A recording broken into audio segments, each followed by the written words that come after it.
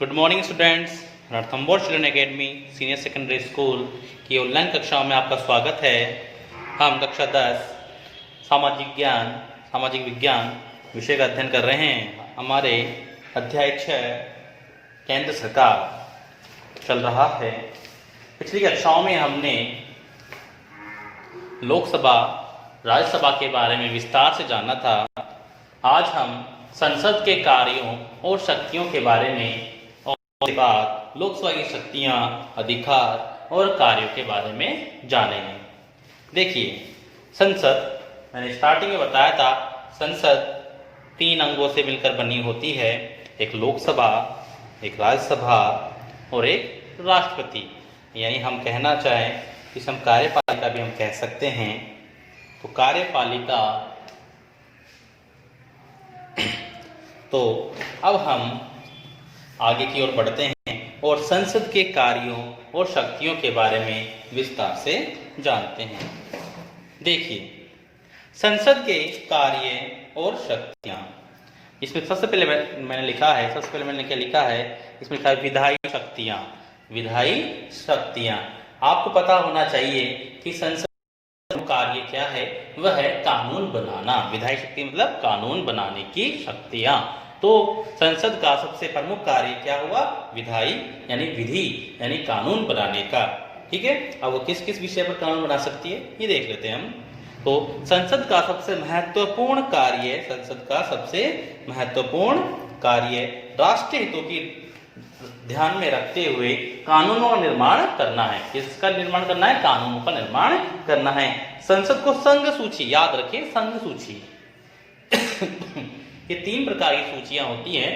इसके बारे में मैं बता देता हूं आपको। 3 सूचियां होती हैं। एक होती है संघ सूची, एक होती है संघ सूची, दूसरी होती है राज्य सूची और तीसरी होती है समवर्ती सूची। याद रखें, 3 प्रकार की सूचियां हैं। यानी अगर आप कहना चाहें, जो सत्ता का विकेंद्रीकरण होता है भारत में, उसी प्रकार का ये उदाहरण है सत्ता का विकेंद्रीकरण, कि सत्ता को एक हाथ में न देकर सत्ता को बांट दिया गया, शक्तियों को बांट दिया गया। का ये उदाहरण है कि संघ सूची, राज्य सूची और समवर्ती सूची, यानी अलग अलग विषयों पर कानून बनाने का अधिकार अलग अलग स्तर पर दिया गया है। कि संघ सूची यानी केंद्र सरकार को इस पर कानून बनाने का अधिकार दिया है। संघ सूची पर कानून कौन बनाती है? याद रखें, केंद्र सरकार कानून बनाती है। संघ सूची पर कौन बनाती है? केंद्र सरकार। ठीक है, याद रखें। राज्य सूची नाम से पता चल रहा है, इस पर कानून बनाती है राज्य। कौन बनाते हैं? विभिन्न राज्य। याद रखें। समवर्ती सूची ऐसी है, इस पे केंद्र प्लस राज्य दोनों मिलकर कानून बनाते हैं। केंद्र प्लस राज्य दोनों मिलकर कानून बनाते हैं। ये इस प्रकार 3 प्रकार की सूचियां हुई। संघ सूची, केंद्र सरकार इस पर कानून बनाती है। राज्य सूची, इसमें राज्य सरकार कानून बनाती है। और समवर्ती सूची, इसमें केंद्र और राज्य सरकार दोनों मिलकर कानून बना सकते हैं। लेकिन अगर मान लो, समवर्ती सूची की बात कर रहा हूं मैं यहाँ पर, अब कि मान लो कि केंद्र सरकार और राज्य सरकार के द्वारा बनाए हुए किसी विशेष कानून को लेकर मतभेद उत्पन्न होता है, तो राज्य सरकार का कानून को न मानकर केंद्र सरकार के कानून को वरीयता दी जाएगी, यानी इसको माना जाएगा। केंद्र सरकार के कानून को माना जाएगा। तो आप याद रखें इस चीज को। तो आगे बढ़ते हैं हम। संसद को संघ सूची तथा समवर्ती सूची में उल्लेखित विषयों पर कानून बनाने का अधिकार प्राप्त है। यद्यपि समवर्ती सूची के विभिन्न विषयों पर संघीय संसद तथा राज्य विधानमंडल दोनों के द्वारा ही कानून का निर्माण किया जा सकता है। यानी केंद्र सरकार और राज्य सरकार द्वारा दोनों के द्वारा ही कानून बनाया जा सकता है। किंतु दोनों स्तरों पर अगर हम कहें कि दोनों में अगर विवाद उत्पन्न होता है, तो संसद द्वारा निर्मित कानूनी सर्वोपरि माना जाएगा। संसद के द्वारा अवशिष्ट विषयों पर भी कानून बनाने का अधिकार प्राप्त है। संसद को राष्ट्रपति द्वारा देश में संकट काल की घोषणा के बाद आपातकाल में संसद राज्य सूची के विषयों पर भी कानून बना सकती है। मान लो अगर देश में आपातकाल की घोषणा राष्ट्रपति द्वारा की जाती है, तो उस समय राज्यों से अधिकार छीन लिए जाते हैं और संपूर्ण शक्ति या सत्ता या कानून बनाने का अधिकार केंद्र सरकार के पास चला जाता है। तो उस समय कौन लेगा? कानून बनाने का अधिकार किस पास चल जाए आपातकाल की स्थिति में? केवल केंद्र सरकार के पास। ठीक है, याद रखिए। अनुच्छेद 356 के अंतर्गत किसी राज्य में राष्ट्रपति शासन होने की स्थिति में भी संसद राज्य सूची के विषयों पर भी कानून बना सकती है। मान लो अगर अनुच्छेद 356 लगाया गया हो किसी विशेष राज्य में, यानी अगर वहां पर राष्ट्रपति शासन लागू किया जाता है तो वहां पर भी केंद्र सरकार कानून बना सकती है। अगली ओर चलते हैं, अब चलते हैं हम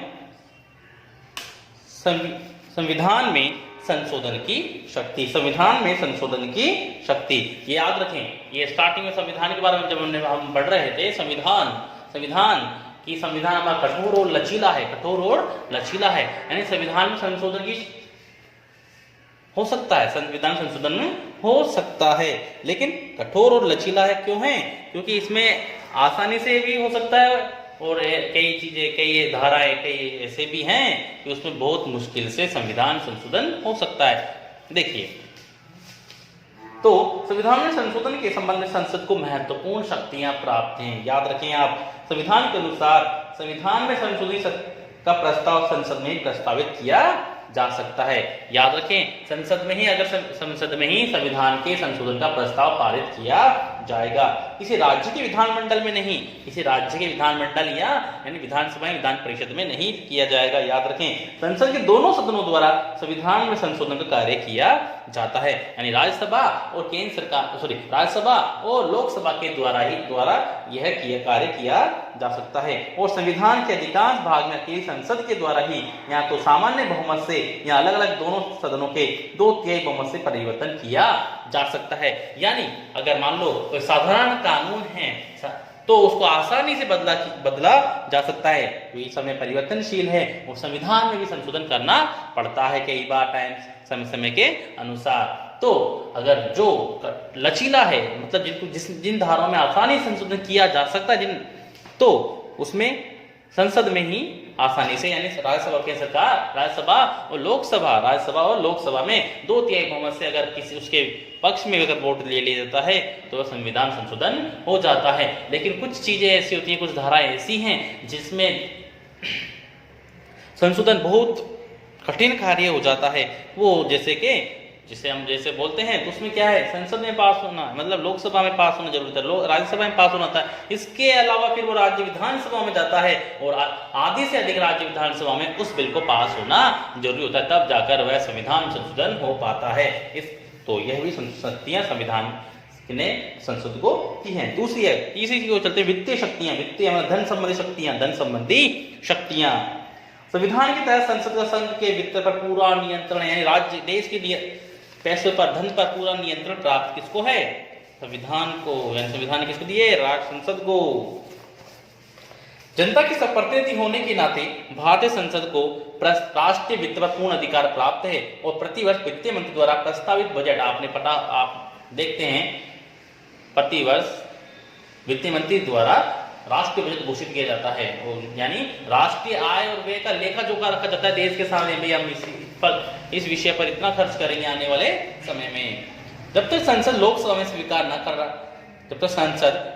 स्वीकार न कर ले जाए उस समय तक आय व्यय संबंधी कोई कार्य नहीं किया जाएगा। याद रखें, धन संबंधी विधेयक अगर कोई पारित होते हैं वो सबसे पहले लोकसभा में पारित होते हैं, याद रखें। अब हम चलते हैं अगला प्रशासनिक शक्तियों की ओर। भारतीय संविधान के द्वारा संसदनात्मक व्यवस्था की स्थापना की गई है, अतः संविधान के अनुसार संघीय कार्यपालिका अर्थात मंत्रिमंडल संसद उत्तरदायी होता है। मंत्रिमंडल केवल उसी समय तक अपने पद पर रह सकते हैं जब तक कि लोकसभा में उनको विश्वास मत प्राप्त हो। संसद अनेक प्रकार से कार्यपालिका पर नियंत्रण रख सकती हैं। अगला चलते हैं हम निर्वाचन संबंधी शक्तियों की और। अनुच्छेद 54 के द्वारा संसद को कुछ निर्वाचन संबंधी शक्तियां भी प्रदान की गई हैं। संसद के दोनों सदनों के निर्वाचित सदस्य राष्ट्रपति के निर्वाचन के लिए गठित निर्वाचक मंडल के अंग हैं। अनुच्छेद 66 के अनुसार संसद के दोनों सदनों के निर्वाचित सदस्य उपराष्ट्रपति का निर्वाचन करते हैं। तो याद रखें, मैंने राष्ट्रपति का, जब हम राष्ट्रपति के बारे में हम पढ़ेंगे, राष्ट्रपति के बारे में हम पढ़ेंगे तो संसद के दोनों सदनों के सदस्य, राज्यसभा और लोकसभा सदस्य राष्ट्रपति के चुनाव में भाग लेते हैं। इसके अलावा राज्य विधानसभा सदस्य भाग लेते हैं, याद रखें, और उपराष्ट्रपति के चुनाव में भी ये भाग लेते हैं। तो आगे चलते हैं। लास्ट शक्ति है इसमें विविध शक्तियां। विविध शक्तियां देखें, विविध शक्तियां उपयुक्त देश संसद को कुछ अन्य शक्तियां भी प्राप्त हैं, जिनमें संसद के दोनों सदन संविधान द्वारा निर्धारित विशेष प्रक्रिया के आधार पर राष्ट्रपति के विरुद्ध महाभियोग का प्रस्ताव पास कर उसे पद से हटा सकते हैं। यानी मान लो अगर हमारा राष्ट्रपति संविधान विरोधी कार्य करता है तो हम उसे महाभियोग पर, यानी संसद में ही प्रस्ताव लाया जाएगा, और संसद किसी भी सदन में पहले प्रस्ताव लाया जा सकता है तो महाभियोग द्वारा राष्ट्रपति को हटाया जा सकता है, और यह कार्यवाही संसद ही करती है, याद रखें। इस प्रकार के दोनों सदन सर्वोच्च या उच्च न्यायालय किसी न्यायाधीश को अक्षमता व दुराचरण के आधार पर पद से हटा सकती है। इस प्रकार का प्रस्ताव प्रत्येक सदन में 2/3 बहुमत द्वारा यानी 3 में से 2 वोटों से प्राप्त होने चाहिए। उपराष्ट्रपति को हटाने के लिए राज्यसभा द्वारा प्रस्तावित लोकसभा द्वारा अनुमोदित होना चाहिए। राष्ट्रपति द्वारा दूसरा क्या है शक्तियों में, राष्ट्रपति द्वारा घोषित संकटकालीन घोषणा की स्वाभाविकता के लिए घोषणा के 1 महीने के अंदर संसद के दोनों सदनों से अनुमोदन आवश्यक है। राष्ट्रपति शासन एक बार में 6 माह के लिए लागू होता है। याद रखें, मान लो किसी विशेष राज्य में अगर ऐसी स्थिति होती है कि वहाँ संविधान या राज्य सरकार सही ढंग से कार्य नहीं कर पा रही है तो वहाँ राष्ट्रपति शासन लागू किया जा सकता है, लेकिन अधिक से अधिक 6 माह के लिए लागू किया जा सकता है। यदि इसे बढ़ाने की आवश्यकता पड़ती है तो ये 6 माह तक और बढ़ाया जा सकता है, पर उसके लिए संसद के दोनों सदनों की स्वीकृति आवश्यक होगी, यानी लोकसभा और राज्यसभा की दोनों की स्वीकृतियां आवश्यक रहेगी। ये पढ़ी हमने संसद के कार्य। अब पढ़ते हैं लोकसभा की शक्तियां, अधिकार और कार्यों के बारे में। अगर हम देखें तो मुख्य रूप से शक्तियों का यूज लोकसभा ही करती है। देखिए संविधान के अनुसार, देखिए संविधान, हाँ, तो विधायी शक्तियों को चलते हैं। सबसे पहले हम विधायी शक्तियों को इसमें चलते हैं। तो संविधान के अनुसार भारतीय संसद संघ सूची और संवर्ग सूची और अवशिष्ट विषयों, मैंने स्टार्टिंग बताया था, संघ सूची और संवर्ती सूची, राज्य सूची कानून ने कहते हैं राज्य को है, याद रखें, और कुछ परिस्थितियों में राज्य सूची के विषयों पर का निर्माण कर सकती हैं। संविधान के द्वारा साधारण अवित्तीय विधेयकों और संविधान संशोधन विधेयकों के संबंध में कहा गया है कि इस प्रकार के विधेयक लोकसभा या राज्यसभा दोनों में से किसी भी सदन में प्रस्तावित किए जा सकते हैं। यानी अगर साधारण विधेयक है, वो साधारण विधेयक हैं, तो लोकसभा के किसी भी सदन में, संसद के किसी भी सदन में प्रस्तावित किए जा सकते हैं। लेकिन मान लो अगर कोई धन विधेयक है, धन विधेयक अभी वित्तीय शक्ति में पढ़ेंगे, तो वह सिर्फ लोकसभा में सबसे पहले पारित किया जाएगा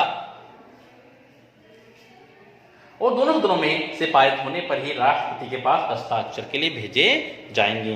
वित्तीय शक्तियों को चलते हैं, वित्तीय शक्ति की ओर हम चलते हैं। भारतीय संविधान द्वारा वित्तीय क्षेत्र के संबंध में शक्ति लोकसभा को ही प्रदान की गई है। यानी कि वित्तीय धन विधेयक संबंधी शक्तियां, यानी लोकसभा में ही सबसे पहले धन विधेयक रखा जाता है, लेकिन लोकसभा से पहले ये राष्ट्रपति के पास जाता है, राष्ट्रपति के पास हस्ताक्षर होने के लिए जाता है। याद रखें, राष्ट्रपति, आपने देखा कि कोई जो साधारण विधेयक होता है पास होकर फिर जाता है बाद में जाता है साइन होने के लिए, हस्ताक्षर के लिए। लेकिन मान लो कोई धन विधेयक है तो वह सबसे पहले राष्ट्रपति के पास जाएगा, फिर राष्ट्रपति अगर उसे हस्ताक्षर कर देते हैं तो फिर वो सबसे पहले लोकसभा में रखा जाएगा। और लोकसभा का अध्यक्ष यह घोषित करता है, यह घोषणा करता है कि कोई सा विधेयक धन विधेयक है या साधारण विधेयक। याद रखें, लोकसभा का अध्यक्ष। हाँ, और इस संबंध में भारतीय संविधान द्वारा वित्तीय क्षेत्र में के संबंधित शक्तियां लोकसभा को ही प्रदान की गई हैं। और इस संबंध में राज्यसभा की स्थिति बहुत गौण है, यानी एक ज़्यादा खास नहीं है अगर आप सही अर्थों में देखें तो। अनुच्छेद 109 के अनुसार धन विधेयक लोकसभा में प्रस्तावित किए जा सकते हैं। याद रखें अनुच्छेद 2 के 109 के अनुसार क्या कहता है कि धन विधेयक केवल लोकसभा में रखे जा सकते हैं, राज्यसभा के पास केवल 14 दिन के लिए जाते हैं तो पास करना होता है उनको, राज्यसभा में नहीं। लोकसभा से पारित होने के बाद धन विधेयक राज्यसभा में भेजा जाता है और राज्यसभा के लिए आवश्यक है कि इस धन विधेयक की प्राप्ति की तिथि से 14 दिन के अंदर अंदर विधेयक लोकसभा को वापस लौटा दे। राज्यसभा विधेयक में संशोधन के लिए सुझाव दे सकती है, लेकिन उन्हें अस्वीकार करना या न करना लोकसभा की इच्छा पर निर्भर करता है। यानी राज्यसभा उन्हें सुझाव दे सकती है, लेकिन उस विधेयक को उन सुझावों को माने या ना माने लोकसभा की इच्छाओं पर निर्भर करता है। आगे बढ़ते हैं, कार्यपालिका पर नियंत्रण संबंधी शक्तियां। तो भारत संविधान के द्वारा संसदीय व्यवस्था की स्थापना की गई है, ये आप जानते हैं। अतः संविधान के अनुसार संघीय कार्यपालिका अर्थात मंत्रिमंडल संसद व्यवहार में लोकसभा के प्रति उत्तरदायी होता है। मंत्रिमंडल केवल उसी समय तक अपने पद पर रह सकता है जब तक लोकसभा में उन्हें बहुमत प्राप्त है और विश्वास प्राप्त है, तब तक ही वह मंत्रिमंडल में रह सकते हैं। अब हम चलते हैं संविधान संशोधन संबंधी शक्तियों की ओर। देखिए अगर हम देखें तो पूरे कार्य संसद के कार्य, लोकसभा के कार्य और राज्यसभा के कार्य, संसद मिलकर बनती है इन दोनों से, लोकसभा और राज्यसभा प्लस राष्ट्रपति से, तो इनके कार्य लगभग समान समान से हैं। तो अगर आप एक के शक्तियां कार्य याद कर लेते हैं तो हो सकता है कि आपको तीनों की शक्तियां आसानी से याद हो जाएंगी। कुछ अलग होती है, जैसे लोकसभा का कार्य धन विधेयक का सब विशेष होता है, तो उनको आप विशेष रूप से देख लें एक बार, वरना आपको तीनों की शक्तियां अलग अलग याद करने की जरूरत नहीं है, आप एक बार में भी इनको याद कर सकते हैं, बस कुछ टॉपिकों को छोड़कर। यस, आगे बढ़ते हैं। संविधान संबंधी शक्तियां। लोकसभा को राज्यसभा के साथ मिलकर संविधान में संशोधन यानी परिवर्तन करने का अधिकार प्राप्त है।